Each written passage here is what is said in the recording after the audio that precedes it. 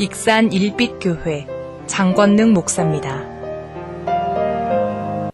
오늘 1월 15일 또 다음 주는 벌써 새해를 맞이한 것 같은데 또 음력 새해를 맞이하는 명절을 앞두고 있는데 어쨌든 귀한 또 주일 아침에 믿음으로 달려나와서 하나님께 신령과 진정으로 예배하는 우리 성도님들 한 분 한 분에게 하나님께서 주시는 때로는 절망이 있고 아픔이 있고 상처가 있지만 그것들을 희망으로 바꾸는 믿음을 가지고 남은 생애도 멋지게 승리하며 살아가는 은혜의 주인공들이 다 되시기를 주의 이름으로 축복합니다. 사람들은 누구나 다 관심사가 있습니다. 우리의 관심사는 어떤 사람은 건강일 수도 있고 어떤 사람은 부자가 되는 것일 수도 있고 어떤 사람은 자녀들이 잘 되는 것이 있을 수 있고 어떤 사람은 뭐 성공하는 것이 관심사가 될 수 있는데 우리 하나님의 관심사는 딱 하나입니다. 오늘 본문에 보니까 우리 하나님의 관심사는 마지막 종말의 때가 올 텐데 이 종말의 때에 예수 그리스도를 잘 영접할 수 있는, 즉 공중에 재림할 때 예수님을 맞이할 수 있는 그런 마라나타 주에서 어서 오시옵소서 깨어있는 신앙, 준비된 신앙으로 주님을 맞이할 수 있는 사람이 누군가, 거기에 우리 예수님은 모든 관심이 이제는 다 있다라는 거예요.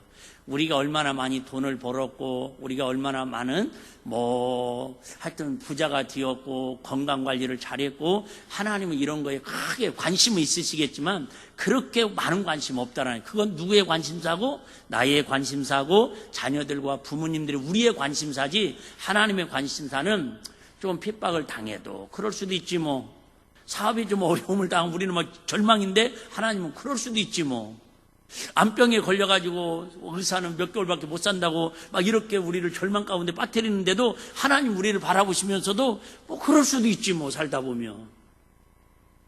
이게 하나님의 관점이라는 거예요. 하나님의 관점은 그래서 우리가 잘 되면 좋지만, 우리가 행복하면 좋지만 그렇게 세상적인 관점으로 복받고 행복하는 거 별 관심, 그럴 수도 있다라는 거예요. 그런데 다른 건 다 그럴 수도 있지만 우리 예수님 재림할 때, 즉 종말의 때에 깨어있지 않는 성도는 그럴 수 없다라는 게 주님이 우리에게 주시는 종말의 메시지다, 그 말이에요. 제가 소망의 기도를 하면서 참 처음에는 너무 재밌기도 하고 신기하기도 하고 막 또 기쁘기도 하고 설레기도 했는데요, 몇 번 하다 보니까 소망의 기도가 소망이 넘치는 기도가 아니라 내 스스로가 좀 절망의 기도가 되는 것 같아요. 왜 그러냐면 매번 이 사연을 듣는 사람들 사연이 다 거기에요. 제일 많은 사연이 어떤 사연이냐면 아프다고 하는 질병에 대한 사연입니다. 근데 질병도 그냥 질병이 아니라 거의 절망 끝에서 뭐라도 그냥 기대고 싶은, 지푸라기라도 잡고 싶은 그런 마음으로 간절한 마음을 담아서 절망 끝에서 기도 요청을 해서 보내는 편지들이, 문자들이 대부분 질병에 관련된 것들이에요. 심지어 의사도 포기한 질병들, 가족들도 포기한 질병들, 그런 질병들을 절망 가운데 그래도 희망을 가지고 기도해달라고 요청하는 내용들이 제일 많습니다. 두 번째는 자녀 문제가 두 번째인 것 같아요. 특별히 자녀 문제에서 무슨 문제? 취직 문제.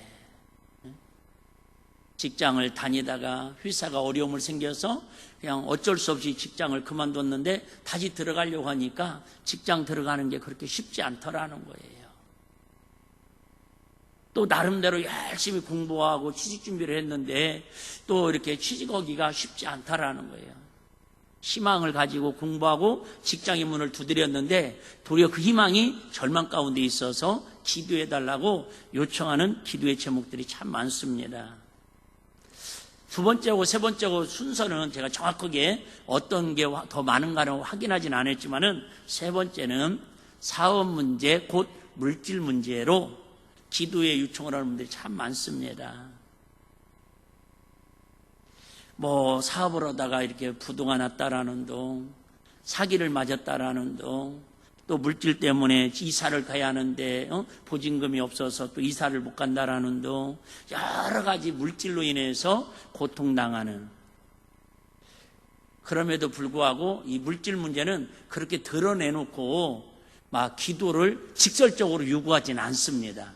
1번하고 2번은 아주 직설적으로 적극적으로 기도 요청을 합니다. 근데 3번은 그래도 약간의 자존심들이 있어가지고 빙글빙글 돌려가지고 이야기합니다.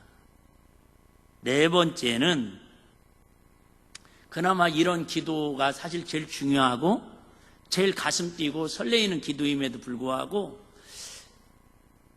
기도하는 저도 마찬가지고 기도 요청하는 사람도 마찬가지고 그렇게 아주 절박하게 기도 요청을 하지 않는 것 같아요. 그럼에도 불구하고 가장 필요한 기도 요청인데 그게 뭐냐면 가족 구원입니다. 우리 부모님을, 우리 친정 식구들을, 우리 여동생 가족을, 우리 이모네 식구를 다 일가친족 권속들을 구원시켜 달라고, 구원받게 달라고. 사실은 그 기도가 가장 중요하고 가장 필요한 기도인데 사실은 그건 눈에 보이지도 않기 때문에 사람들이 좀 마음에 뭐예요? 여유가 있어요. 느긋해요. 뭐 제 개인적인 얘기해서 죄송한데 예를 들면 자, 제가 중학교 다니면서 중2 때 교회를 다녔으니까 바로 이제 1년 다니고 맞이하는 게 뭐예요? 고등학교 시험을 봐야 합니다. 진학을 해야 합니다. 그런데 그때 전부터도 흔한 기도 제목 중에 하나가 뭐였냐면 가족 구원, 그 중에서 누가 1번이었겠어요? 우리 아버님. 우리 아버님 가족 구원, 우리 아버님 기도해달라는데 사실은 우리 아버님의 우리 아버님을 영혼을 구원해달라고 기도는 하지만 나한테 절박한 건 뭐예요? 고등학교 시험에 합격하는 거예요. 얘기하면 안 되는데 그런데 그렇게 절박하게 했던 기도, 그렇게 열심히 간절하게 했던 기도, 고등학교는 우수한 성적으로 톡 떨어져가지고 낙동강 우리알이 됐고요. 그나마 우리 아버님은 전도길이 막혔어요. 제가 합격을 했으면 아버님 보십시오. 내가 이렇게 교회 가서 이렇게 공부 열심히 해서 합격했으니까 이제 아버님도 내 소원, 막내 아들 소원 교회 가십시다 했으면은 그래도 아마 체면 때문에 몇 번 가셨을 텐데 아주 그나마 교회에 대해서 부정적인 마음, 막내 때문에 교회에 벽을 쳤던 사람이 아니죠. 쳤던 아버님께서 이제 고등학교를 톡 떨어지고 나니까는 나도 왼수가 되고 교회도 정거로 더 왼수가 돼버렸습니다. 정말 지금 생각해도 40년이 지났는데도 그때 생각하면 엊그제길처럼 생생합니다. 그보다 더 절망스러운 인생은 제 앞길에 놓일 수가 없었습니다. 왜? 가장 시급한 기도, 고등학교 합격, 우리 아버님 구원하는 문제. 근데 두 가지 문제가 이제 물 건너 아주 바다 건너 태평양 너머로 사라져 버렸습니다. 그런데 포기하지 않고 절망 가운데서도 하나님의 믿음을 붙들고 그때 내가 만약에 교회 다녀도 고등학교 떨어지고 아버지도 전도도 안 되고 그래도 포기했다면 저는 아마 영영한 그래서 세상에 타락하면서 세상에 취해서 살아가겠죠. 근데 너무 감사한 게 하여튼 학교는 떨어졌어도 우리 아버님은 교회에 대해서 더 핍박을 할지라도 분명한 건 더 열심히 더는 교회 다니는 일을 멈추지 않았다라는 거예요. 할렐루야. 그게 하나님 주신 은혜예요. 그랬더니 아시는 것처럼 20년도 더 지난 후에 결국은 저희 아버님이 예수를 믿더라 그 말이 할렐루야. 여러분, 나의 기도는 지금 당장 이게 절망 끝에서 희망으로 바꿔지는 기도의 응답을 바라지만 하나님의 생각과 하나님의 관심사는 내 관심사하고 같을수면 얼마나 좋겠어요. 근데 대부분은 내 생각하고 하나님 생각하고는 거의 반대일 때가 훨씬 많습니다. 그런데 우리는 그 반대 앞에서 뭐 한다라고요? 갈등하고 좌절하고 절망하고 포기하고 싶은 마음이 하루에도 12번씩 일어나잖아요. 오늘 본문에 보면 마지막 예수님께서 종말의 때를 이야기하는데 그게 네 가지로 나눠집니다. 즉 마지막 종말의 때가 되면 네 가지 현상이 더 강력하게 나타나는데 첫 번째는 뭐냐면 거짓 그리스도, 거짓 선지자들이 막 나타나는 거예요. 내가 하나님이라고, 내가 예수님이라고 이런 거짓 선지자들, 이단들 이런 것들이 갈수록 더 득세를 한다라는 거예요. 두 번째는 난리의 소문이 다 사방에도 들려온다라는 거예요. 우리 흔히 그러잖아요. 요즘 살면서 6.25 때 난리는 난리도 아니라고. 근데 문제는 6.25도 안 살아봤으면서 6.25 때 난리는 난리도 아니라고. 여러분, 전쟁만 난리가 아니라 우리 삶 자체가 지금 집구석도 그렇고 정치도 그렇고 회사도 그렇고 가는 곳마다 난리속입니다. 난리속. 난리속이라는 게 뭔 말인지 아시죠? 하루하루 그냥 막. 세 번째는 빈번한 전쟁입니다. 너무 신기하죠. 지구촌에서 남북이 그저 분단된 국가는 대한민국이 유일합니다. 그럼에도 불구하고 전쟁은 지금도 끊이지 않고 계속 위협을 우리에게 가해오고 있다는 사실입니다. 네 번째는 오늘 이 말씀에 좀 집중해서 보려고 그러는데요. 자연재해입니다. 네 번째에 나타나는 현상은 자연재해, 특히 기근, 흉년, 그 다음에 홍수. 여러분 아시죠? 저번에 우리는 여기 막 폭설이 이렇게 내리고 비가 저 서울 쪽에서는 막 여름에도 그렇게 비가 많이 와 난리인데 저 완도, 진도, 저 전남 해남 그쪽에는요 지금 비가 안 와서 물이 부족해가지고 급수를 제한급수 한 지가 오래됐는데 갈수록 줄여가고 있답니다. 원래 비는 중부지방이 많이 와요? 남부지방이 많이 와요? 남부지방이 많이 와요. 공부 안 해도 알아요. 이 정도는. 근데 시행격에 제주도에는 올 거 이상의 비가 다 왔는데 제주도까지는 오던 비가 중간에 딱 사라져가지고 그 남해안 지역으로만 없어졌다가 다시 중부 지역부터 이렇게 오고 있다라는 거예요. 어쨌든 홍수, 지진이 이 마지막 때에 나타날 자연재해 현상들인데, 그럼 우리가 이런 종말을 대비하기 위해서는 어떻게 하라고 하느냐? 크게 두 가지로 알려주시고 있습니다. 한번 따라해 보실래요? 깨어있으라. 첫 번째는 뭐하고 있으라? 깨어있으라. 마지막 절에 보니까 뭐하고 있으라? 예비하고 있으라. 두 가지로 알려주고 있습니다. 물론 이게 단어는 쉬워요. 그런데 사실은 이렇게 우리가 하루하루를 사는 것은 하나님 은혜 없이는 쉽지 않은 일이기 때문에 이렇게 또 애터지게 제가 또 간절하게 말씀을 전합니다. 다시 한번 합니다. 깨어있으라, 예비하라. 시작. 깨어있으라, 예비하라. 첫 번째는 뭐하고 있어야 한다는 거예요? 깨어있어야 한다는 거예요. 깨어있어요. 그냥 깨어있기만 하면 돼요. 두 번째는 깨어있어 갖고만 안 되고 뭐 또 해래요? 예비하고 있어요. 즉 준비하고 있으라는 거예요. 준비하고 있어요. 준비하라고 있으면 우리 생각나는 거 있잖아요. 마태복음 25장에 열처녀가 있었는데 신랑을 맞이하러 갈 때 뭘 가지고 가요? 기름 등불을 준비하고, 그건 준비하고 가는 거예요.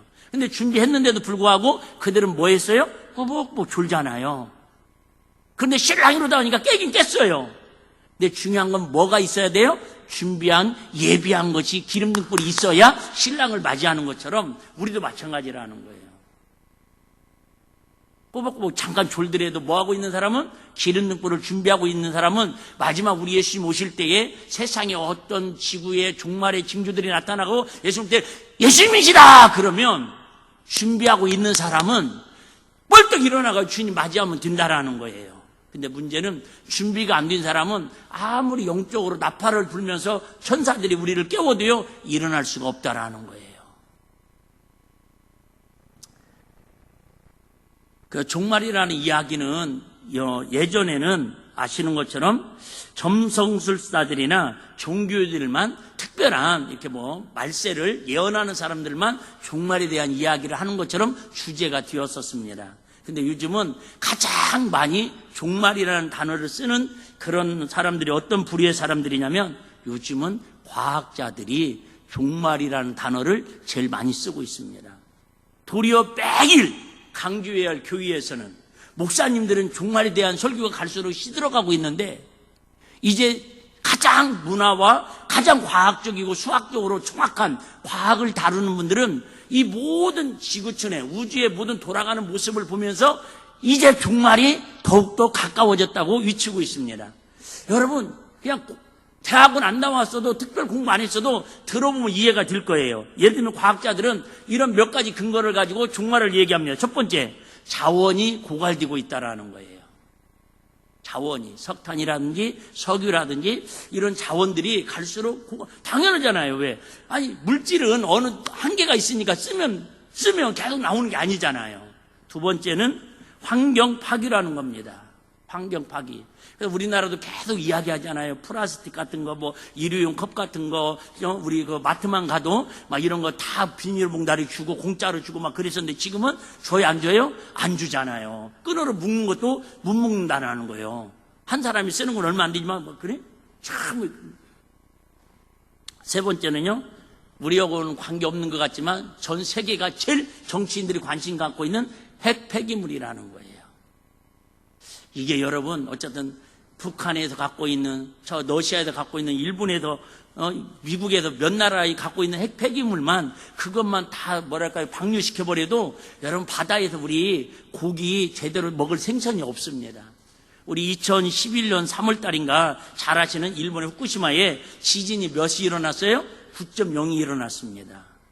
그래갖고 막 쓰나미가 밀려오고 그 엄청난 대재앙이 일어나고 그 다음에 뭐랄까요 그 원전이 막 터지고 난리가 났지 않습니까? 그래서 그때부터 우리나라도 동해안에서 생선 먹지 말자 고등어 갈치 먹지 말자고 그 난리 쳤는데 지금은 뭐 또 없어서 못 먹잖아요.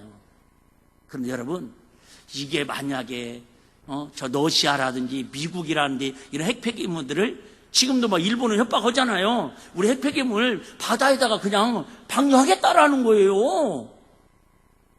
그러면 고기는 열심히 그걸 먹고 어디로 갖고 와요? 우리나라 남해로 동해안으로 서해안으로 와가지고 우리 밥상에 올라와 있으면 그거 먹으면 다 중독된다라는 거예요. 방사능 오염. 우리가 직접 관련 없는 것 같지만 지금 아주 우리 문 앞에까지 아니 우리 밥상 앞에까지 이미 우리 몸 안으로까지 이 폐기물의 영향을 지금 받고 있는 게 현실이라는 거예요. 산업 쓰레기 말할 것도 없죠. 산업 쓰레기, 물 보조, 물. 진짜 저는 지금 생각해도 꿈만 같은데 하여튼 우리 어렸을 때만 해도요 물을 사 먹는다라는 건 진짜 봉이 김선달에 나오는 동화 같은 이야기였습니다. 그 우화 같은 이야기를 아이고 봉이 김선달이 대동강물을 팔아먹었대 막 그러면 껄껄껄껄 우리 말도 안 되는 소리라고 그랬는데 지금은 여러분 물 안 사 먹고는 견딜 수 없는 시대를 살고 있잖아요. 아마 모르긴 몰라도 수자원 공사 사장님도 수돗물 바로 받아서 먹지는 않을 것 같아요. 다 물을 사 먹어야 돼. 물이 부족하다라는 거예요.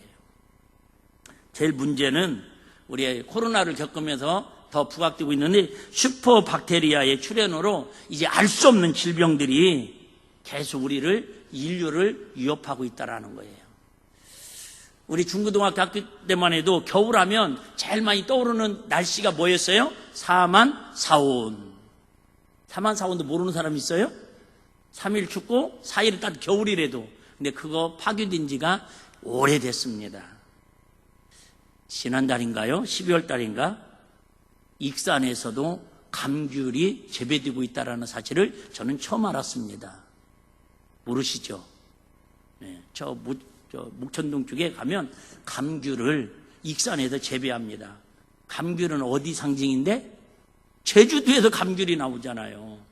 여러분 제주도 위에서 우리 육지에서 내륙에서 감귤이 나온다는 상상할 수 없었어요. 그런데 이제 15년 20년 전에는 저기 해남이나 그쪽에서 나오더니 이제는 익산에서도 감귤이 나와요.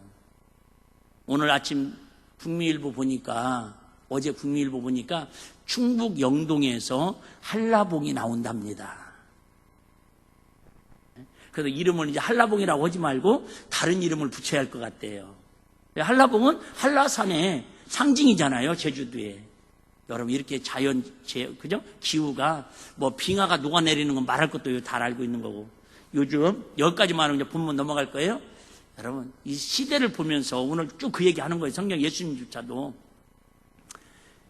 어제, 그제 뉴스 가장 많이 나오면서 뜨겁게 지금 오늘까지도 이렇게 언급되는 뉴스 중에 하나가 뭐냐면 어떤 분이 전문가가 3년 안에, 3년이면 몇 년이에요? 2026년인가요? 어쨌든 3년 안에 백두산이 폭발할 확률이 100%라고 전문가가 이렇게 공포를 했어요. 네, 여러분들 어차피 백두산이 폭발을 해도 전혀 감각이 없잖아요. 백두산 영화를 한번 보셔봐요. 근데 그 전문가들이 하는 얘기가 백두산이 폭발하면 부산까지 그 화산재나 이런 모든 재앙이 영향을 미친다라는 거예요. 전쟁할 것도 없이 그냥 백두산만 폭발해도 우리는 자연적으로 그냥 전쟁터가 되는 거라니까요. 말 그대로 흙더미가 되는 거라고요. 그런 이야기를 목사님들이 하는 게 아니라 지질학자, 과학자들이 방송에서 지금 위치고 있습니다. 그나마 제가 오늘 아침에 인터넷 뉴스를 보면서 그나마 조금 위안이 되는 것은 그렇게 보는 시각도 있지만 그러지 않을 확률도 있다고 자기 전문가는 무슨 교수님은 박사님은 자기가 볼 때는 3년 안에는 일어나지 않을 확률이 훨씬 높다라고 그렇게 얘기해서 지금 좀 더 제가 마음이 위안이 됐습니다. 여러분, 예수님이 오시고 안 오고도 중요하지만 예수님이 오시기 전에도 이미 우리에게는 일본을 바라보든 우리나라를 바라보든 자연재해만으로도 지구의 종말이 지금 성큼성큼 다가오는 것은 누구도 부인할 수 없다라는 사실이에요. 거기다가 만약 화산 폭발이 되면 제일 두려운 게 뭐냐면 도시가스. 여러분, 웬만한 시골까지 도시가스 다 연결돼 있잖아요. 그거 다 관 터집니다. 지진이 일어나고 그러면. 그 다음에 주유소 얼마나 잘 타겠어요. 막 피할 곳이 없습니다. 어떤 분들은 막 어디 산속으로 들어가고 뭐 어디 먼 지하동굴로 들어가고, 여러분 그건 그냥 꿈 같은 얘기예요. 물론 조금 버틸 수는 있지만은 대안이 될 수 없습니다. 그럼 이런 때에 어떻게 하면 우리가 정말 새해 때부터 말씀 앞에 순종하자고 해놓고는 목사님 왜 이렇게 우리에게 희망을 주셔야지 절망 속으로 밀어 넣습니까? 그래요. 오늘 설교 제목처럼 절망을 뭘로? 희망을 바꾸는 게 믿음이고 하나님의 은혜가 있어야 할 줄로 믿습니다. 여러분 바라보면 다 절망이에요. 절망이에요. 새벽에는 그런 말 했어요. 유튜브도 스님들이, 우리 교육권은 뭐 스님들이 안 보시겠지. 저기 대전에 있는 어떤 교회 목사님은 스님들 한번 잘못 말했다가, 불교 잘못 말했다가 스님들이 200명이 와가지고 주일날 목탁도 드리면서 예배를 막 못 드리게 했대요. 어디 불교 폄하 발언을 하냐고. 우리 교회도 그런 날에 한번 와봤으면 좋겠어요. 그죠? 예, 우리 교회 유튜브 보고 뭐야 중들을 깠어 막 그래가지고. 근데 어쨌든 절망을 내가 새벽에 뭐라고 표현했냐면, 여러분 절망이 뭐예요? 자꾸 절에 다니면서 복을 달라고 빌면 다 망하는 게 절망이에요. 그냥 웃자고 하는 얘기고, 여러분 왜 하나님은, 오늘 말씀 잘 연결해야 돼요. 정리해 드릴게요. 정말 우리 하나님 말씀 앞에 순종하고 새해를 복받으면서 믿음으로 살겠다고 이렇게 열심히 신앙생활을 하는데, 솔직히 세상은 내 자신을 바라보면 그래도 극동방송에 기도에 요청할 정도로 문자를 보낼 정도면, 여러분 그래도 믿음이 있는 사람일까요? 없는 사람일까요? 있는 사람이 보낸다니까. 없는 사람은 안 보내요. 듣지도 않죠. 근데 왜 그들에게 그렇게 질병 문제, 자녀 문제, 사업 문제, 영혼 구원 문제가 그들을 날마다 절망 가운데 힘든 어려운 고난 속으로 하나님께서는 왜 밀어넣고 계실까? 우리도 마찬가지 아니에요? 우리도 나름대로 이렇게 믿음 생활을 하려고 그러는데, 정말 이 힘든 때 믿음을 용기를 내서 말씀으로 살려고 몸부림치는데 하나님이 복 주시고 형통하게 이렇게 해도 우리가 진짜 교회 나올까 말까 하는데, 왜 하나님은 우리 이렇게 절망 가운데 계속 어려운 시험 가운데 환난 가운데 환경 속에다 밀어넣으실까? 한마디로 말하면, 여러분 절망 속에 빠져봐야, 고난 가운데 처해봐야 참 하나님을 진짜 나의 구세주라고, 나의 문제를 해결하실 의지할 분은 오직 하나님이라고, 그분만을 바라볼 수가 없게 하나님께서 절망을 통해서 깨닫게 하시려는 게 하나님 뜻이라는 거 이해되시면 아멘. 자, 무슨 얘기냐면, 여러분 정말 부족함이 하나도 없는데, 모든 것이 다 정말 완벽한데, 내가 예수 믿고 교회에 와서 하나님의 은혜 속에서 봉사하고 살아가는 사람이 있을까요? 없을까요? 있긴 있겠지만 정말 확률을 보면 1%도 안 됩니다. 저와 여러분들도 마찬가지. 물론 부모님이 모태신앙이라 어쩔 수 없이 나오다 보니까 그냥 교회에 앉아 있었던 그런 사람이 있지만은, 대부분 여러분 그렇지 않고 저처럼 일대에 그냥 교회 그냥 이렇게 살다가, 세상 살다가 예수 믿고 교회 온 사람은 거의 보면요, 대부분 문제 앞에서, 어려움 앞에서, 사건 앞에서, 힘든 거 앞에서 쉽게 얘기할게요. 지푸라기 잡는 심정으로 교회 가면 혹시 마음도 위로가 되고, 이런 문제도 해결되고, 이런 문제도 하나님이 역사할 줄로, 그죠? 어떻게 보면 그냥 믿어서가 아니라 그냥 의지할 곳이 없으니까 오다 보니까 믿음이 생긴 거잖아요. 할렐루야. 그래요, 여러분. 초대교회 성도들은 우리보다 죄가 많아서 사자부업으로 집어 던졌겠습니까? 초대교회 성도들은 우리보다 신앙이 못해서 막 검투사들에게 표적이 돼서 칼 쓰는 법을 배우기 위해서 그들을 그렇게 살인 도구로 내놓았겠습니까? 아니라는 거예요. 이런 절망 끝에서도, 핍박 속에서도 나를 구원하시고, 절망 속에서도 좋을 때든 부할 때든 가난할 때든 내가 믿고 내가 바라볼 분은 오직 나의 희망 되시는 분은 누구밖에 없다라는 걸, 하나님밖에 없다라는 걸 깨닫게 하시려고 그런 절망 가운데 빠뜨렸다, 그 얘기예요. 저는 요즘 새벽에 다윗의 생애를 보면서, 수요일날 욥의 생애를 보면서 똑같은 공통점이 있어요. 욥기서 31장에 보면 욥이요, 처음에는 얼마나 겸손하게 하나님 그랬더니 나중에는 막 16가지 얘기하면서 하나님 내가 이것도 안 하고 이것도 안 하고 이것도 어렵고 이것도 혹시라도 내가 이런 죄를 졌으면 하나님 내 손을 잘라버리시고 막 내 눈을 멀어버리게 하고 내 생명을 거두면 그래 큰 소리 칩니다. 그러다가 마지막 42장에 가면 하나님 앞에 더 철저하게 그 절망 끝에서 누구를 찾아요? 하나님을 찾습니다. 더 회개하고 기도합니다. 그리고 났더니 그에게 뭐예요? 영안이 열려져서 뭐라고 얘기합니까? 우리 거기 주부 있죠? 42장 6절 한번 보겠습니다. 42장 6절. 그러므로 내가 스스로 하나고 티끌과 재 가운데 뭐하나이다? 회개하나이다. 그러면서 하는 얘기가, 이제는 내가 하나님을 귀로만 들었었는데 하나님의 음성을 귀로만, 이제 내 눈으로 하나님을 바라보게 되었나이다. 막연했던 하나님의 은혜를 이제 그 고난을 통해서 절망 끝에서 철저하게 하나님 앞에 회개하고 나를 구원하실 하나님께 없다고 그렇게 간절히 부르짖어 기도했더니 42장 10절에 결국은 이렇게 해피엔딩으로 끝나죠. 욥이 그 벗들을 위하여 빌매 여호와께서 욥의 곤경을 돌이키시고 욥에게 그전 수요보다 몇 절이나 갑절이나 주신지라. 아니 처음부터 배지를 마시고 고난 없이 조금 더 주시면 얼마나 좋아요.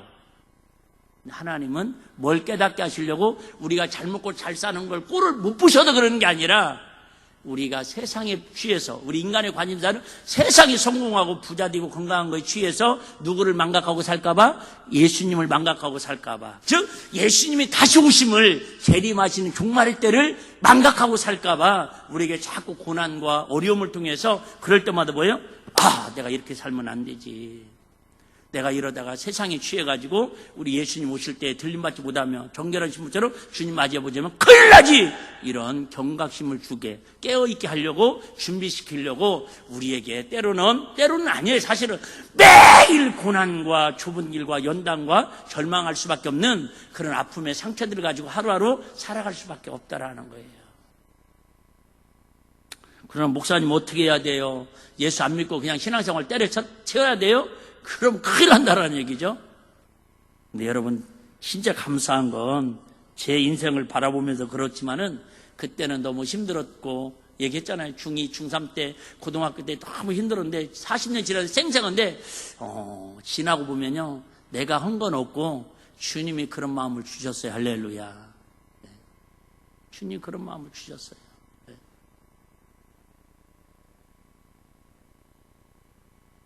그럼 우리가 어떻게 절망 가운데도 희망으로 이제 나갈 수 있겠습니까? 자, 첫 번째는요, 12절, 14절을 통해서 끝까지 사랑해야 한다고 말씀하고 있습니다. 그래요, 여러분. 누구나 다 사랑은 할 수 있고, 믿음은 할 수 있고, 교회 봉사는 할 수 있어요. 그런데 끝까지 하는 사람이 중요해요.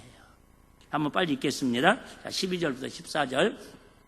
불법이 성함으로 많은 사람이 사랑이 뭐하리라? 식어진다라는 거예요. 이 시대에 나타난 징조예요. 사랑이 이제 갈수록 식어집니다. 그 다음에 그러나 끝까지 견디는 자는 뭐를? 구원을 얻으리라. 14절. 이 천국 복음의 모든 민족에 증거되기 위하여 온 세상에 전파되리니 그제야 끝이 오리라. 여러분 다시 얘기합니다. 너무 잘 안 해도 좋으니까요, 너무 막 최고로 완벽하지 않아도 좋으니까 어쨌든 여러분 그냥 끝까지 요한복음 15장 말씀처럼 가지에 끝까지 붙어있으면 열매를 맺는 것처럼 여러분 힘들고 어려울지라도 어떤 절망 가운데 막 포기하고 싶을지라도 어쨌든 저처럼 끝까지 우리 예수님만은 포기하지 마시고 예배 자리는 포기하지 마시고 믿음은 포기하지 마시고 어쨌든 있다 보면요 하나님이 높여주시고 채워주시고 넘치도록 기름 부어주시더라는 거. 할렐루야. 여러분 끝까지. 잘하는 것도 아니에요. 여러분 끝까지. 부부도 여러분 부부 사이도 여기까지 지금까지 살았는데 뭐 또 요즘 뭐 황혼 이혼이니 뭐 그런 거 하지 마시고 그냥 좀 그냥 지금까지 사셨으니까 그냥 사랑은 못 얻더라도 그냥 끝까지 데리고 그냥 산다. 그냥 끝까지 그냥 불쌍히 여긴다. 그런 마음으로 그냥 사는 거예요. 끝까지 그냥. 자, 왜요? 베드로전서 4장 7절 8절 제가 빨리 또 한번 읽어볼게요. 자, 만물의 마지막에 가까웠으니 그러므로 너희는 정신을 차리고 근신하여 뭐하라? 기도하라. 무엇보다도 열심으로 서로 사랑할지니 사랑은 허다한 죄를 덮느니라. 여러분 이게 사랑에 눈먼 사람들을 뭐라고 그러죠? 눈에 콩깍지가 썼다고 그러죠. 자, 여러분 이게 한번 제가 숙제예요. 퀴즈가 아니고 퀴즈는 바로 대답하는 거고 숙제는 그냥 여러분들이 집에 가서 풀어가지고 제출해도 되고 안 해오면 종아리 2대 맞으면 되는 거예요. 야, 콩깍지, 눈에 콩깍지가 껴서 사랑한다 이러는데 사랑해서 눈에 콩깍지가 꼈을까요? 콩깍지가 껴서 사랑하는 걸까요? 여러분 생각해봐. 이제 집에 가셔서 분명한 것은 사랑을 해서 콩깍지가 껴서 사랑을 했든 어쨌든 부부간에 맺은 인연은 거의 그렇게 해도 맺은 인연이 70, 80%입니다. 우리 사모님도 뭐 콩깍지가 썼으니까 나를 그래? 그랬다고 얘기는 안 할지를 모르겠지만 콩깍지. 근데 중요한 건 성경은 예수님이 뭐라고 말하면 한번 따라해보자. 사랑하니 콩깍지가 끼었더라. 뭔 말이 이해되죠? 세상 사람들은 엄마들은 그래. 엄마들은 아이고 그때 콩깍지가 껴가지고 그러는데 하나님은 콩깍지가 껴서 우리를 사랑하는 게 아니라 끝까지 사랑하는 게 아니라 사랑하시기 때문에 사랑에 콩깍지가 껴가지고 끝까지 사랑하는 거예요. 저와 여러분들이 콩깍지를 끼고 사랑은 실패할 수 있습니다. 그런데 사랑을 가지고 콩깍지를 껴서 사랑하면 그 사랑 언제까지 갈 수 있다? 끝까지 갈 수 있다라는 거예요. 그래서 여러분 교회에서도 하여튼 저도 제가 제일 안 되는 사람이니까 애타는 거예요. 그냥 사랑을 가지고 콩깍지를 껴서 여러분들이 뭐를 해도 다 이뻐 보이고 머리도 다 사랑스럽고 그래야 하는데 눈에 보이는 대로 막 내가 정지가 되니까 막 회개하냐고 이제 힘들다니까. 권사가 됐고 왜 저 지랄이야. 아무도 싶다 왜 저 지랄하고 있디야. 막. 지랄은 뺄게요. 그냥 가로치고 삭제. 그렇잖아요. 왜? 콩깍지가 그냥 세상이 콩깍지로 찌어지니까 그래요. 근데 주님의 콩깍지는 허다한 죄도 다 사랑으로 덮을 수 있다는 거예요. 두 번째는 42절에 보니까 깨어 기도해야 절망 가운데서 희망으로 이길 수 있다라고 성경 우리에게 말씀하고 있습니다. 자, 42절입니다. 그러므로 깨어있으라. 어느 날에 너희 주가 임할는지 아무도 알 수 없느니라. 자, 깨어있다라는 말은 크게 세 가지로 깨어있다라는 걸 표현하고 있는데 첫 번째는 누가복음 21장 36절에 보니까 누가복음 21장 31절에 보니까 항상 너희는 이름으로 장자로 부든 일을 정의피하고 인자 앞에 서도록 시작. 항상 기도하며 깨어있으라. 그래서 기도하지 않은 사람은 뭐예요? 잠자는 사람이구나. 깨어있다라는 거를 눈 뜨고 잘하는 게 아니라 영적으로 기도가 깨어있어야 한다라는 거예요. 기도가. 두 번째는 무엇이 깨어있어야 하냐면 로마서 13장 11절에 14절 보시면요. 또한 너희가 이 시기를 알거니와 자다가 깰 때가 벌써 뒤였으니 이는 이제 우리의 구원이 처음 믿을 때마다 가까웠음이니라. 밤이 깊고 낮이 가까웠으니 그러므로 우리는 시작. 어둠의 일을 벗고 빛의 갑옷을 입자. 낮에와 같이 단정히 행하고 방탕과 술 취하지 말며 음란과 호색하지 말며 쟁투와 시기하지 말고 오직 주 예수 그리스도를 옷 입고 정욕을 위하여 육신의 일을 한마디로 말하면 여러분 세상에 취해 살지 말으라는 거예요. 세상 쥐약 가운데 이제 노아 시대처럼 쥐약이 관영하는 시대에 육체의 때를 위해 살지 말고 이제는 뭐예요? 행동으로 삶으로 빛의 삶으로 깨어있으라는 거예요. 세 번째는 고린도서 16장 3절에 보면 고린도서 16장 3절입니다. 내가 이를 때에 너희의 인정한 사람에게 편지를 주어 시작 너희의 은혜를 예루살렘 가지고 아닌데요. 이거 아닌데요. 어쨌든 제가 잘못 오탄한 것 같아요. 믿음으로 깨어 있으라는 거예요. 믿음으로. 여러분 믿음으로 깨어 있어요. 믿음으로. 그러니까 마지못해서 깨어 있는 게 아니라 여러분 착한 사람 많이 할 수 있어요. 착한 일도 많이 할 수 있습니다. 여러분 예를 들면 예수 안 믿는 사람도 술 담배 안 하는 사람 많습니다. 예수 안 믿는 사람도 바람 안 피고 노름 안 하는 사람 많습니다. 근데 그 사람들은 뭘로 하는 게 아니에요? 믿음으로 하는 게 아니잖아요. 근데 우리는 뭐 때문에? 건강 때문에도 그러고 사회의 윤리 도덕적인 덕 때문에 그러지만 뭐예요? 주님이 싫어하는 믿음이 있기 때문에 하나님이 싫어하는 것들을 멀리해야 한다 그 말이 할렐루야. 솔직히 여러분 예수 안 믿는 사람이 우리 믿는 사람보다 더 의롭게 사는 사람 많이 있잖아요. 더 덕이 되는 사람도 있잖아요. 다 그런 건 아니지만 근데 그들은 주님 올 때 들림 받아요? 안 되잖아요. 왜? 믿음으로 한 게 아니니까. 여러분 부부간에도 마찬가지 아까 얘기했잖아요. 서로 사랑하고 자녀들 양육하고 믿음으로 한 사람은요 하늘나라에 상급이 있대요. 근데 마지못해도 억지로 한 사람은 그냥 그 부부의 의무고 부모 자식 간의 의무라니까요. 우리도 마찬가지로 구역 오늘도 식사하는 것도 찬양하는 것도 이렇게 예배 드리는 것 저도 설교하는 것도 믿음으로 하는 건 하나님이 은혜로 복 주시지만요 의무로 억지로 마지못해서 하는 것은 그냥 그것으로 끝난다 그 얘기예요. 위하는 거 우리 자원함으로 즐거움으로 믿음으로 하는 저와 여러분들이어서 우리 주님을 때 깨어있는 신앙으로 칭찬받기를 주님은 축복합니다. 마지막 세 번째는 여러분 주님의 청지기로 충성하며 살라고 하십니다. 마태복음 44절 45절입니다. 44절 45절 이러므로 너희도 예비하고 있으라 생각지 않을 때는 인재가 오리라. 45절 자 충성되고 뭐하는 종이? 지혜 있는 종이 되라는 거예요. 충성되고 지혜 있는 시기는 충성하는 일꾼이 뭐있는 사람이다? 깨어있는 일꾼이라는 거예요. 요한계시록 2장 3장에 보면 7교회가 나오는데 공통점이 있어요. 예수님이 나타난 현상도 다르고 교회 현상도 다르는데 마지막 딱 결론의 공통점은 뭐였냐면 한번 따라합시다. 이기는 자에게는 그래요 여러분.